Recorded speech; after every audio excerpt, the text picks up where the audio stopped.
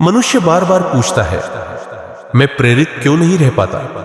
मैं शुरू तो करता हूं, लेकिन बीच में मेरी ऊर्जा क्यों गिर जाती है? मैं हमेशा उत्साह में क्यों नहीं रह पाता? ओशो कहते हैं, जो प्रेरणा बाहर से आती है वह क्षणिक है, जो भीतर से आती है वह अमर है। समस्या यह नहीं कि तुम्हारे पास प्रेरणा नहीं है, समस्या यह है कि तुम उसे गलत जगह से खोजते हो। तुम सोचते हो कि कोई किताब, कोई गुरु या कोई सफलता तुम्हें प्रेरित रखेगी, पर यह सब अस्थायी है। वास्तविक प्रेरणा किसी और से नहीं, स्वयं की समझ से जन्म लेती है। पहला चरण, प्रेरणा को समझो। सबसे पहले समझो कि प्रेरणा क्या है। प्रेरणा कोई बाहरी चिंगारी नहीं, यह तो जीवन की आंतरिक धारा है। जब तुम सही मार्ग पर होते हो, जब तुम अपने सत्य को जी रहे होते हो, तब प्रेरणा स्वतः बहती है। वह बाहर से नहीं आती, वह भीतर से प्रकट होती है। ओशो कहते हैं, जब तुम अपने हृदय की सुनते हो, तब तुम्हें किसी प्रेरणा की जरूरत नहीं पड़ती, क्योंकि तुम जीवन की धारा के साथ बह रहे होते हो। दूसरा चरण, प्रेरणा बनाम महत्वाकांक्षा। लोग प्रेरणा को महत्वाकांक्षा समझ लेते हैं। महत्वाकांक्षा का अर्थ है मैं कुछ बनना चाहता हूं, लेकिन प्रेरणा का अर्थ है मैं अपने भीतर जो हूं उसे पूर्ण रूप से जीना चाहता हूं। महत्वाकांक्षा तनाव देती है, प्रेरणा शांति देती है। महत्वाकांक्षा तुलना पर आधारित है, प्रेरणा जागरूकता पर आधारित है। जब तुम किसी और से बेहतर बनने की दौड़ में हो, तो तुम्हारी ऊर्जा टूटने लगती है, पर जब तुम अपने भीतर की सुंदरता को जीते हो, तो प्रेरणा अनंत हो जाती है। तीसरा चरण, अपने काम को प्रेम बनाओ। प्रेरणा कभी किसी बाहरी इनाम से नहीं आती, वह तभी आती है जब तुम अपने काम से प्रेम करते हो। अगर तुम केवल परिणाम के लिए काम करते हो तो थक जाओगे, पर अगर तुम काम को आनंद के रूप में करते हो तो हर दिन तुम्हारे लिए नया होगा। ओशो कहते हैं, जो व्यक्ति अपने काम से प्रेम करता है, उसे कोई प्रेरणा देने की जरूरत नहीं होती, उसका काम ही उसकी साधना है। जब तुम अपने कर्म को प्रेम बना देते हो, तो प्रेरणा अपने आप बहती है, फिर हर कार्य ध्यान बन जाता है।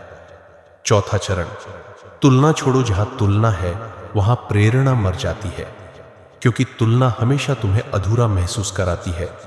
तुम किसी और की रफ्तार देखते हो और अपनी धीमी गति पर दुखी होते हो, पर हर व्यक्ति की यात्रा अलग है, हर व्यक्ति का मार्ग अलग है।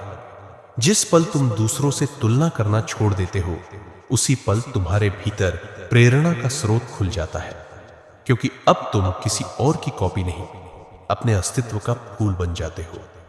पांचवा चरण, ध्यान से जुड़ो। ध्यान से जुड़ना मतलब है अपने भीतर लौट आना, क्योंकि वही तुम्हारा असली स्रोत है।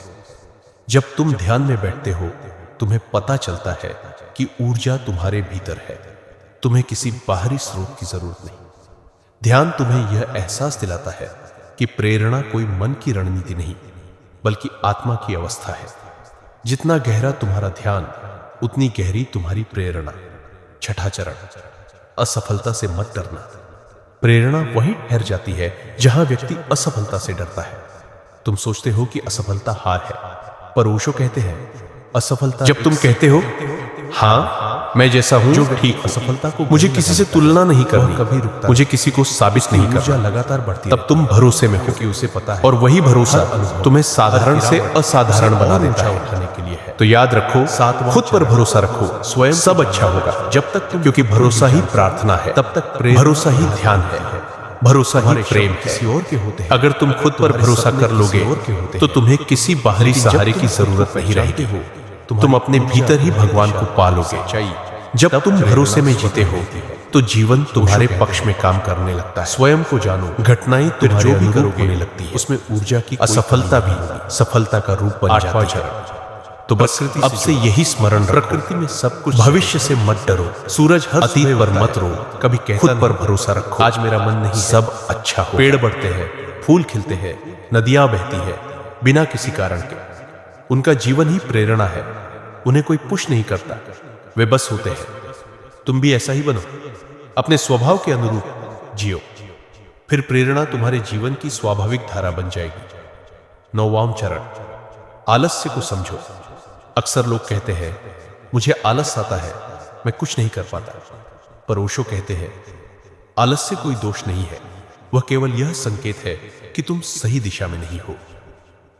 जब काम तुम्हारे हृदय के खिलाफ होता है तब आलस्य आता है, पर जब काम तुम्हारे भीतर की पुकार से जुड़ा होता है तब आलस्य गायब हो जाता है। इसलिए पूछो, क्या मैं वही कर रहा हूं जो मेरे भीतर का स्वर चाहता है? अगर जवाब हां है तो प्रेरणा कभी खत्म नहीं होगी।